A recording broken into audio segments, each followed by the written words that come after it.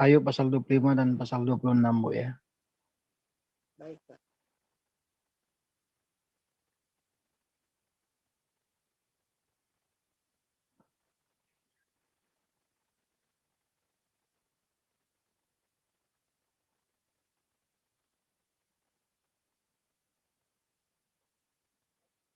Kemudian nanti ayat selanjutnya untuk Ibu Sarma, Ayub pasal 27, lalu nanti dilanjutkan dengan Ibu Cinta, Roma 3 ayat 1 sampai 31.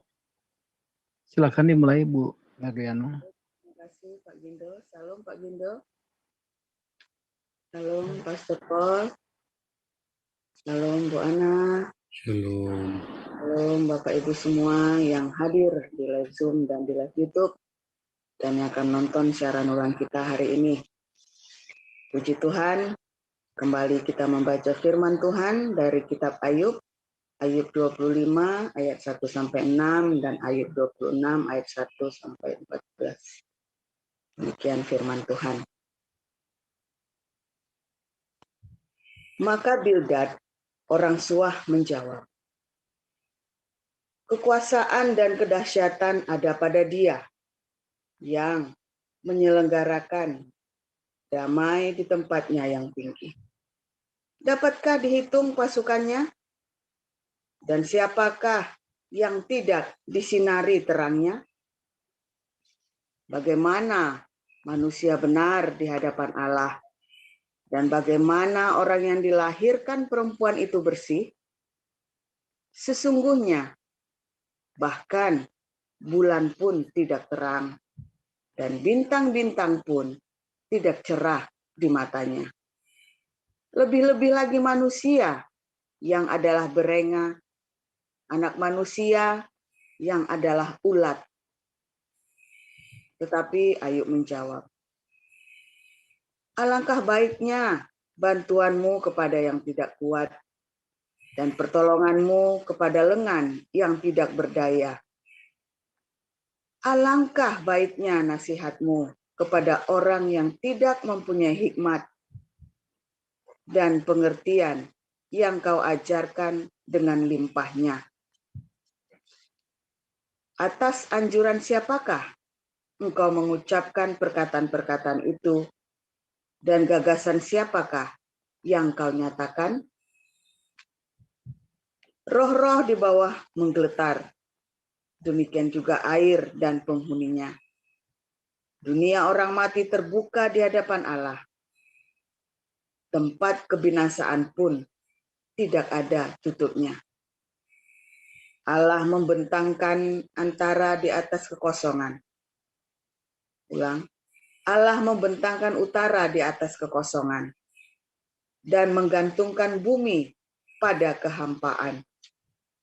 Ia membungkus air di dalam awannya, namun awan itu tidak robek.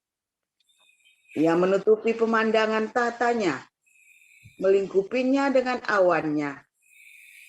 Ia telah menarik garis pada permukaan air sampai ujung perbatasan antara terang dan gelap. Tiang-tiang langit bergoyang-goyang, tercengang-cengang oleh hardiknya. Ia telah meneduhkan laut dengan kuasanya dan meremukkan Rahab dengan kebijaksanaannya. Oleh nafasnya, langit menjadi cerah. Tangannya menembus ular yang tangkas. Sesungguhnya, semuanya itu hanya ujung-ujung jalannya. Betapa lembutnya bisikan yang kita dengar daripadanya. Siapa dapat memahami guntur kuasanya? Demikian pembacaan firman. Dilanjutkan pasal 27, Bu Sarma. Saya lanjutkan pembacaan firman yang berikutnya. Maka Ayub melanjutkan uraiannya. Demi Allah yang hidup, yang tidak memberi keadilan kepadaku, dan demi yang Maha Kuasa yang memberikan ujung, selama nafasku masih ada padaku, dan roh Allah masih di dalam lubang hidungku, maka bibirku sungguh-sungguh tidak akan mengucapkan kecurangan dan lidahku tidak akan melahirkan tipu daya. Aku sama sekali tidak membenarkan kamu. Sampai binasa aku tetap mempertahankan bahwa aku tidak bersalah. Kebenaranku kupegang teguh dan tidak kulepaskan. Hatiku tidak mencela sehari pun daripada umurku. Biarlah musuhku mengalami seperti orang fasik, dan orang yang melawan aku seperti orang yang curang. Karena apakah harapan orang durhaka kalau Allah menghabisinya, kalau ia menuntut nyawanya?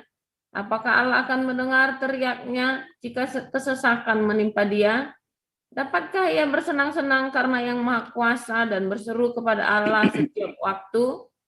Aku akan mengajari kamu tentang tangan Allah. Apa yang dimaksudkan oleh yang Maha Kuasa tidak akan kusembunyikan. Sesungguhnya kamu sekalian telah melihatnya sendiri. Mengapa kamu berpikir yang tidak-tidak? Inilah bagian orang fasik yang ditentukan Allah dan milik pusaka orang-orang zalim yang mereka terima dari yang Maha Kuasa. Kalau anak-anaknya bertambah banyak, mereka menjadi makanan pedang, dan anak cucunya tidak mendapat cukup makan. Siapa yang luput daripadanya akan turun ke kubur karena wabah dengan tidak ditangisi oleh janda mereka. Jikalau ia menimbun uang seperti debu banyaknya dan menumpuk pakaian seperti tanah liat, sekalipun ia yang menumpuknya, namun orang benar yang akan memakainya dan orang yang tidak bersalah yang akan membagi-bagi uang itu. Ia mendirikan rumahnya seperti sarang laba-laba, seperti gubuk yang dibuat penjaga. Sebagai orang kaya ia membaringkan diri, tetapi tidak dapat ia mengulanginya.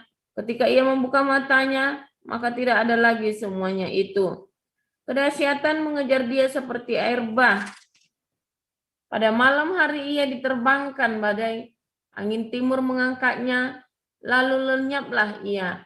Ia dilemparkannya dari tempatnya. Dengan tak kenal belas kasihan Allah melempari dia, dengan cepat ia harus melepaskan diri dari kuasanya. Oleh karena dia orang bertepuk tangan dan bersuit-suit karena dia dari tempat kediamannya. Demikian Pak Bunda.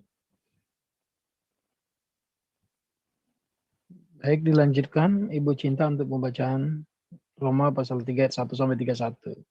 Baik, Pak Gendo. Jika demikian, apakah kelebihan orang Yahudi dan apakah gunanya sunat? Banyak sekali, dan di dalam segala hal. Pertama-tama, sebab kepada merekalah dipercayakan firman Allah. Jadi bagaimana jika di antara mereka ada yang tidak setia? Dapatkah ketidaksetiaan itu membatalkan kesetiaan Allah? Sekali-sekali tidak. Sebaliknya, Allah adalah benar, dan semua manusia pembohong, seperti ada tertulis. Supaya engkau ternyata benar dalam segala firman-Mu dan menang jika engkau dihakimi. Tetapi jika tetapi jika ketidakbenaran kita menunjukkan kebenaran Allah, apakah yang akan kita katakan? Tidak adilkah Allah? Aku berkata sebagai manusia, jika ia menampakkan murkanya. Sekali-kali tidak. Andai kata demikian, bagaimanakah Allah dapat menghakimi dunia? Tetapi jika kebenaran Allah oleh dustaku semakin melimpah bagi kemuliaannya, mengapa aku masih dihakimi lagi sebagai orang berdosa? Bukankah tidak benar fitnahan orang yang mengatakan bahwa kita berkata, marilah kita berbuat yang jahat, supaya yang baik timbul daripadanya.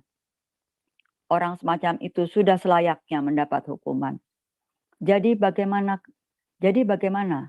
Adakah kita mempunyai kelebihan daripada orang lain? Sama sekali tidak. Sebab di atas telah kita tuduh, sebab di atas telah kita tuduh baik orang Yahudi maupun orang Yunani, bahwa mereka semua ada di bawah kuasa dosa.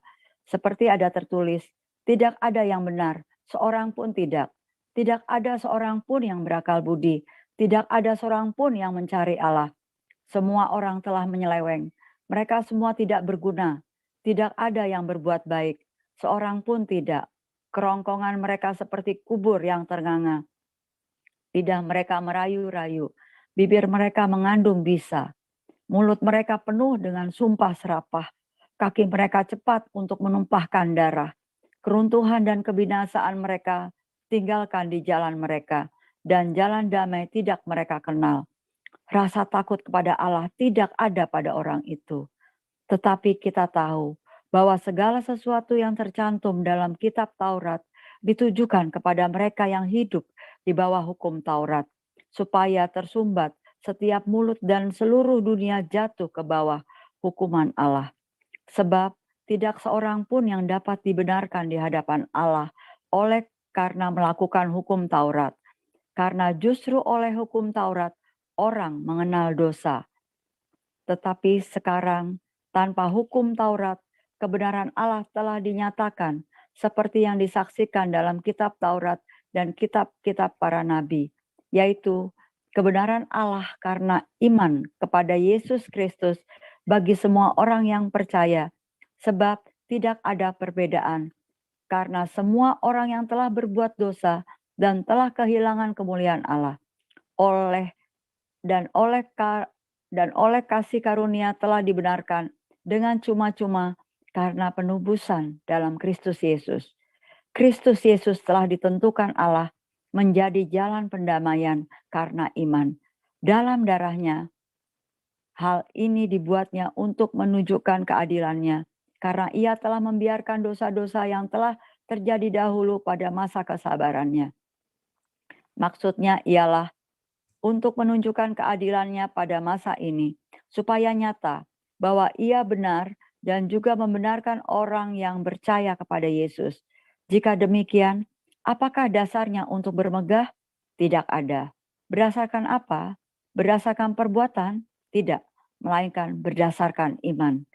Karena kami yakin bahwa manusia dibenarkan oleh karena iman, dan bukan karena ia melakukan hukum Taurat. Atau adakah Allah hanya Allah orang Yahudi saja?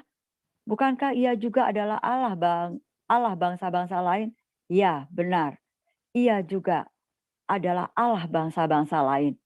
Artinya, kalau ada satu Allah yang akan membenarkan baik orang-orang bersunat karena iman maupun orang-orang tak bersunat juga karena iman.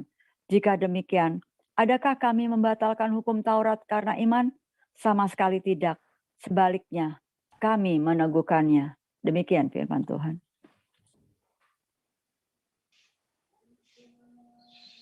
Silakan Pastor Paul. Haleluya. Firman Tuhan selalu baru setiap hari. Apabila kita tidak banyak berretorika, ya. Sekalipun kelihatannya retorika itu benar, tetapi tanpa pengertian kita ngoceh aja, ya, tanpa kita kayak orang ini ya, kayak orang mabuk. Kita cuma ngomong Pancasila, ketuhanan ya. Dulu saya pernah ingat sekali ya, ada orang gila ya yang ngomong Pancasila, 1 ketuhanan yang Maha Esa, 2 manusia yang tidak beradab, 3 persatuan Indonesia. Tapi saya yakin dia nggak ngerti maksudnya apa loh. Ya, ini lebih hafal daripada PNS dan polisi ya. Kalau suruh menghafal Pancasila 1, wah begitu dia dicolek gitu kan, contek, mat, somat, ya Pancasila 1 ketuhanan yang Maha Esa, 2 maksud itu ya. Manusia hanya pemilik Persatuan Indonesia, Pancasila. Cepat dia langsung ya. Tapi nggak ngerti dia artinya apa. Nah, itu orang retorika itu kayak gitu ya. Ini kita negara yang berketuhanan yang Maha Esa, ngerti nggak? Oh, negara kita ini kemanusiaan yang adil dan beradab. Ceboknya nggak pakai 3 batu lagi, ya kan? Karena beradab kan. Udah nggak cebok pakai 3 batu lagi. Persatuan Indonesia, ya. Indonesia cuma 1, agamanya cuma 1. Nah, tadi ketuhanan yang Maha Esa, Tuhannya orang Kristen 3, katanya Eki Sujana. Nah, Yesus mantuk-mantuk, wah pinter memang Eki Sujana pinter. Yesus dikotbai mantuk-mantuk sama Eki Sujana ya. Rakyatnya dipimpin oleh hikmat kebijaksanaan dalam permusyawaratan perwakilan. Khilafah itu. Anda nggak ngerti maksudnya apa. keadilan sosial, hanya Islam itu yang bisa adil secara sosial. Katanya Rocky Gerung kan. Dia nggak ngerti itu ya, di Yaman, di Arab Saudi itu ya. Semua yang kaya itu cuman yang pangeran-pangeran bangsawan-bangsawannya, rakyat jelatannya ya kere, dijata. Ya, lebih mulia anjing golden retriever lebih beruntung daripada orang-orang Arab atau orang-orang Yaman itu kan. Anda nggak percaya ya, golden retriever itu dibelai-belai, dicium-cium, ya kan? Waduh, lebih beruntung. Itulah retorika ya. Anda mengucap sesuatu, memang benar yang diucapkan. Ya orang-orang Farisi, oh semua manusia berbuat dosa. Nggak ada orang yang berbuat dosa. Kok Pak Paulus berani ngomong dia nggak punya dosa? Loh, Anda ngerti nggak itu maksud dimaksud sama Paulus mengapa dibilang semua manusia berbuat dosa dan telah kehilangan kemuliaan Allah? Anda baca 1 Yohanes 3:9. Orang yang lahir dari Allah tidak berbuat dosa lagi. Artinya yang diucapkan Paulus itu dulu, ketika Anda belum diperdamaikan dengan Tuhan, Anda semua berdosa. Makanya karena Anda punya iman kepada Tuhan Yesus, maka dosa itu dihapuskan. Masalahnya imannya kan kudu benar-benar dan teruji kan. Bagaimana kita tahu imannya kita teruji apa enggak? Dengan pencobaan kan, dalam kehidupan kan. Kalau Anda cuma kehilangan 200 juta atau Anda caci makinya minta ampun panjang lebar, berarti Anda imannya masih lemah. Ya kan? Anda cuma difitnah, dibilang selingkuh, terus wah ributnya minta ampun ya kan, kayak naga bertelur kan. Naga bertelur kayak apa ya, pernah lihat nggak? Maksudnya kayak ayam berkotek gitu loh, tapi kan naga bertelur kan hiperbolik. Ya kan? Itulah makanya karena Anda penuh dengan retorika hidupnya, Anda tahu yang benar seperti apa. Banyak hamba-hamba Tuhan tahu yang benar seperti apa. Ya, tapi karena dia beretorika, ya, oh semua manusia berbuat dosa. Ya kan, setelah kehilangan kemuliaan Allah, upah dosa adalah maut. Wah, semua juga tahu begitu. Masalahnya, dosa seperti apa? Semua manusia berdosa. Hari ini kamu berdosa enggak? Hari ini ternyata masih berdosa. Lah kenapa kamu hari ini masih berdosa? Padahal kamu sudah didamaikan sama Tuhan Yesus. Karena kamu tidak hidup dipimpin oleh roh. Hidupmu dipimpin oleh retorika agama. Anda tidak dipimpin oleh roh rema dari Kristus. Anda tidak dipimpin oleh rema, tapi dipimpin oleh retorika. Dari retorika kepada retorika. Anda sedang bermasturbasi rohani. Anda mengatakan tentang kesucian Allah, tentang kekudusan. Anda bercerita ya sambil Anda pegang bedil mau bunuh orang. Ya kan? Anda bercerita tentang kasih, ya, tetapi tangannya sambil pegang bedil mau bunuh orang gara-gara nggak sepaham sama Anda. Aku tumpas kau, katanya begitu kan. Semua manusia berbuat dosa, aku juga. Makanya aku nambah dosa satu lagi, enggak merasa kan? Atau nanti dihapus dosa saya sama Tuhan. Masalahnya kalau kamu beriman. Loh saya beriman Pak lah, belum teruji imanmu kok. Laung baru kehilangan 200 juta aja beker-bekernya kayak naga bertelur kok. Ya kan? Pengumuman ke seluruh dunia, duit hilang 200 juta aja pengumuman ke seluruh dunia. Ya kan? Nah itu ya, itulah makanya hati-hati. Hamba-hamba Tuhan ini jangan pikir kamu bisa selamat loh. Oh, nggak main-main ya. Saya ini kalau ngomong firman Tuhan ini saya nggak main-main. Kita sudah pesyatnya udah begitu. Yang tertulis kita sudah tepat. Kita nggak pakai retorika lagi. Tuhan suruh apa kita jeder, cetak jedor pokoknya. Tuhan suruh apa kita jalan. Yang penting hati ini selalu jaga ya. Hati ini selalu dijaga. Anda nggak usah khawatir dengan masalah kehidupan Anda. Pokoknya hati ini jaga yang murni. Anda nggak usah katakan, uang dulu baru saya jalan, salah. Saya itu jalan dulu baru uang datang. Anda tahu waktu saya disuruh ke Eropa, saya belum punya tiket sama sekali. Ya, kurang 2 hari saya belum punya tiket, kurang 2 hari. Ya, H-1, ya, saya baru ada uangnya. H-1 malam hari. Jadi besoknya jam 1 paginya saya mau berangkat itu kan. Jadi kurang berapa jam? Kurang cuman kurang 6 jam lagi itu loh. Tiket saya itu cuma kurang 6 jam visa saya. Saya langsung telepon, tolong di ini dong, bikin tiket, ada uang selesai 9 juta persis ya. Kalau orang hidupnya tanpa retorika, saya kira mantap dia jalan, dia hidup dengan tuntunan dari Roh Kudus. Dia nggak mau berretorika. Nah, kalau Anda mau berretorika, ya karepmu. Ya berretorika, semua berdosa. Oh, saya juga nambah dosa dikit lagi, ya karepmu. Kamu berdosa, saya enggak. Karena saya menggenapi 1 Yohanes 3:9.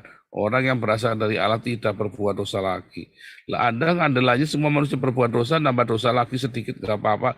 Ya karep. Kalau saya nggak mau. Kenapa saya tidak mau berbuat dosa lagi? Walaupun itu toh tetap diampuni. Karena saya ingin berkuasa dan mengelola bumi ini dengan cinta. Maka saya harus merdeka, saya harus menang dari semua ikatan-ikatan roh-roh duniawi itu. Termasuk dari retorika agama. Saya percaya semua manusia sudah berbuat dosa, telah kehilangan kemuliaan Allah. Tetapi saya lebih percaya lagi bahwa Tuhan Yesus datang pada orang-orang ini untuk mendamaikannya. Makanya orang-orang yang beretorika ini dia tidak akan berbuah. Dia kalau khotbah di gereja-gereja, semua manusia berbuat dosa. Untuk menutupi dosanya dia, makanya dia bilang, udah kita semua dosa. Enggak ya, dosa cuma dia saja. Tapi dia enggak semua dosa, semua pokoknya semua dosa. Nah, ada begitu ya gereja ya, saya gimana sih? Gak ada pentingnya puasa, tiba-tiba pokoknya semua itu. Retorika-retorika agama itu memang banyak ya. Satu-satu tiap hari kita tidak kelar itu saudara. Kita bicara berapa banyak retorika itu ya. Si siapa sih kemarin si Elifas, ya kan? Si Bildad apa si Sofar, ya dia dikeluarkan retorika. Nah ini si Bildad, ya semua pasti nanti dihukum sama Tuhan. Nah kalau dia bertobat kan nggak dihukum, lah ya kan pengecualian Pak. Nah iya masalahnya yang ada di kamarmu itu adalah orang-orang yang sudah bertobat semua, yang ada di apa namanya di gerejamu, ya kan? Kalau sudah bertobat, apakah akan dihukum? Ya enggak lah. Apakah dia kehilangan kemuliaan Allah? Ya enggak lah. Orang yang lahir dari Allah tidak akan berbuat dosa lagi. Dan Anda jangan coba-coba, atau nanti dihukum saya nanti minta ampun nanti sama Tuhan. Nggak akan diampuni kalau sudah mati. Kalau Anda sudah mati, Anda mau minta pengampunan, pendamaian itu selagi jiwamu itu masih ada di badanmu. Sekalipun itu last minute. Ngaku itu waktu jiwa ini ada di raga. Masalahnya pengakuan Anda itu karena percaya apa enggak, belum teruji. Apa karena Anda nyebut satu-satu, ya la ilaha, ya demi nama Tuhan Yesus, Om Swastiastu, Om, semua disebutin satu-satu biar Anda selamat, malah nggak selamat, saudara. Bingung kan? Karena hidupmu dipenuhi dengan retorika belaka. Kalau hidup Anda penuh dengan kepastian, hidupnya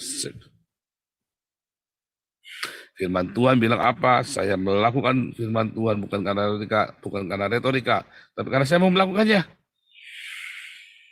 Karena saya ingin membangun kerajaan Allah dengan menghadirkan firman Tuhan itu ke semua tempat. Kan begitu kan? Nah, itu jangan beretorika lagi.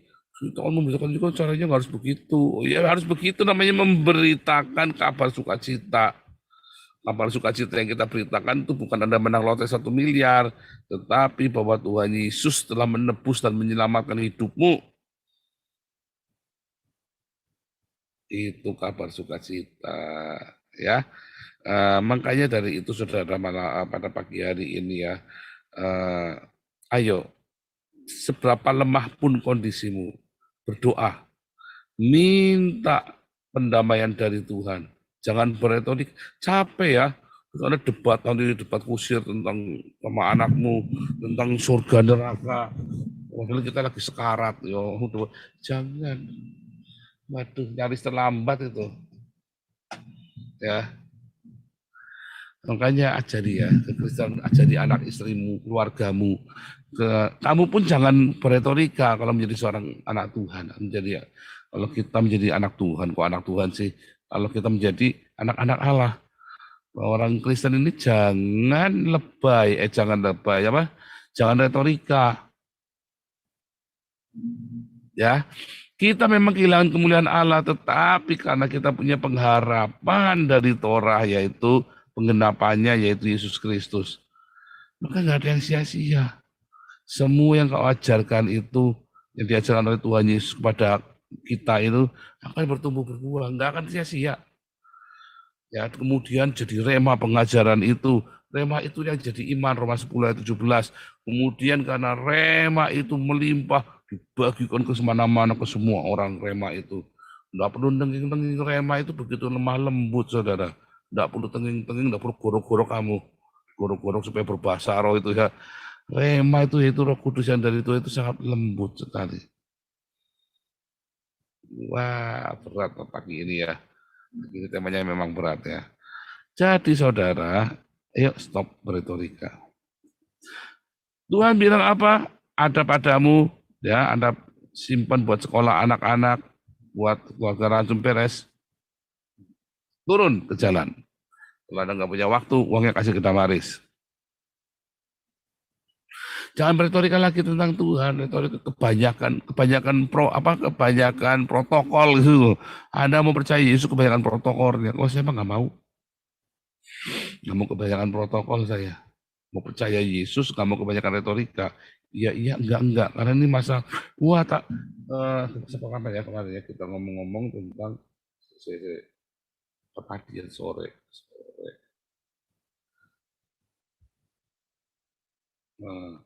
Kita bicara ya, bagaimana Tuhan itu, bagaimana orang itu bisa respect sama Tuhan. Karena kita yang membuat itu respect dan Tuhan membuat keajaiban di sekitar kita. Dan itulah yang namanya kasih setia Tuhan. Karena kita selalu setia. Ya kita melekat erat sama Tuhan. Kita tidak memanfaatkan hubungan dengan Tuhan itu ya untuk ngatur-ngatur Tuhan. Tapi kita percaya Ia adalah Raja segala Raja, Tuhan segala Tuhan. Nggak perlu pakai retorika lagi. Anda sudah lihat tiap hari kuasanya, Anda melayaninya. Tapi masalahnya kan yang Anda layani, nah ini lagi. Siapa yo? Anda melayani Tuhan apa melayani gereja? Saya melayani Tuhan, Pak. Oh iya. Siapa bilang Anda melayani Tuhan? Saya ini punya persekutuan besar, Pak. Enggak urusan. Persekutuan doa itu bukan melayani Tuhan. Melayani Tuhan adalah ketika kamu melakukan diakonia kepada orang yang paling miskin dan hina itu. Itu yang melayani Tuhan. Ya, enggak ada ini ya, wah, kamu mengharapkannya hitungan. Makanya orang-orang yang berharapnya berhitung dengan Tuhan itu akhirnya hidupnya dari retorika ke retorika, bukan dari iman ke iman. Dia hitung-hitungan sama Tuhan. Wah, saya nggak mau berzina, saya tuntut sama Tuhan. Nggak mau berzina, saya minta ini. Udah, Anda tidak mau curang dagang, Anda minta ini lagi. Tuhan bilang, kamu hitung-hitungan sama saya, kamu ngitung sendiri sana. Anda berretorika itu karena Anda berhitung dengan Tuhan. Anda enggak all out. Anda tidak menjadikan Yesus sebagai Tuhan satu-satunya dalam hidupmu. Sebentar, saya akan ngomong.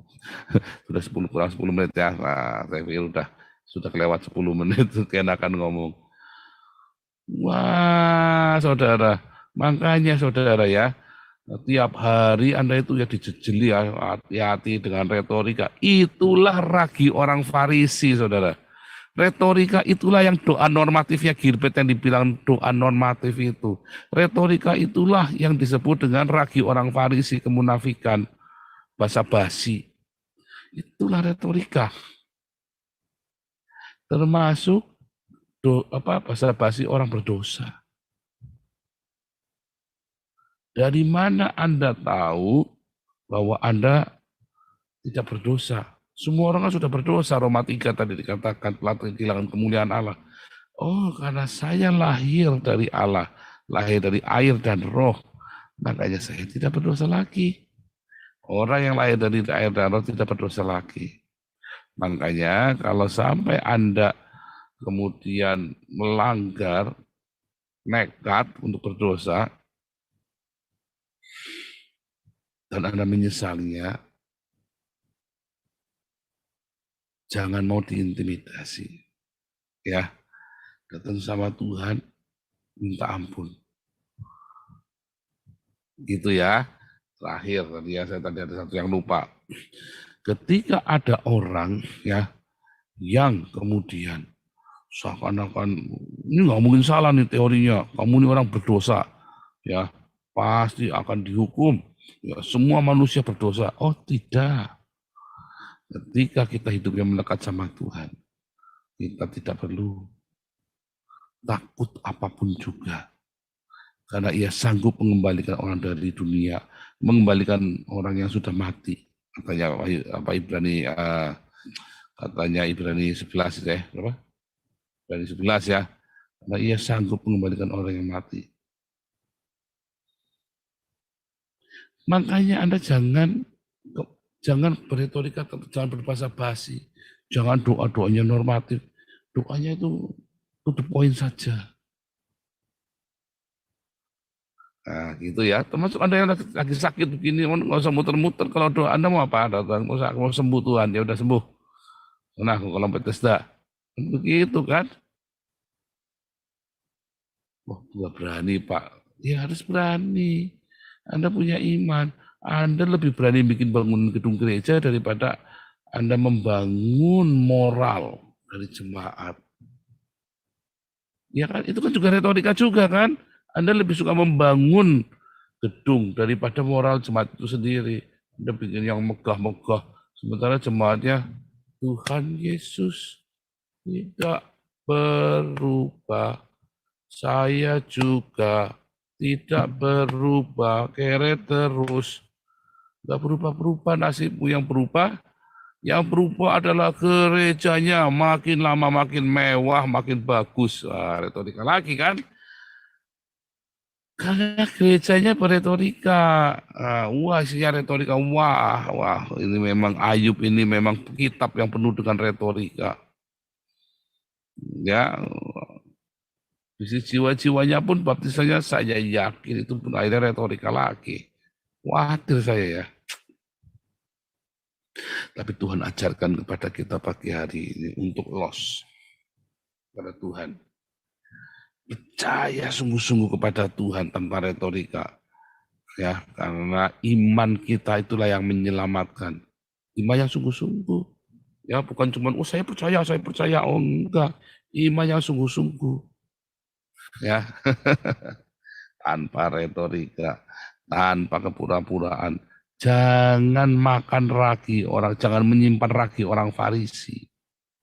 Nanti kamu tidak bisa lagi mengikuti pengajaran yang murni. Banyak retorika. Saya disuruh berhenti ngelitik Gilbert. Saya bilang, wah saya berhenti jadi nabi dong kalau begitu. Saya ketawa. Saya ngeledekin dia ya. Gitu ya. Jangan berretorika hidupmu. Hati-hati. Nanti hidupmu mentok saudara kalau Anda berretorika. Coba hidupmu jadi bosen kan. Via retorika basa-basi. Tapi kalau hidupmu dengan ketulusan hati, datang sama Tuhan. Tuhan, saya ada bikin dosa Tuhan. Ampuni saya Tuhan. Aku harus apa sekarang? Tuhan akan ajari kepadamu apa yang harus kamu lakukan. Diuji. Dan jangan berretorika. Dan jangan mau diintimidasi. Karena intimidasi adalah bagian dari retorika. Juga Anda harus sadar bahwa semua manusia itu bisa berbuat dosa dan Tuhan mau menebusnya tetap. Ya, tetap yang paling penting ada pengakuan dulu. Ya, ada pengakuan dosa. Ya, oke, Tuhan Yesus memberkati Anda. Amin. Silakan Pak Kindo.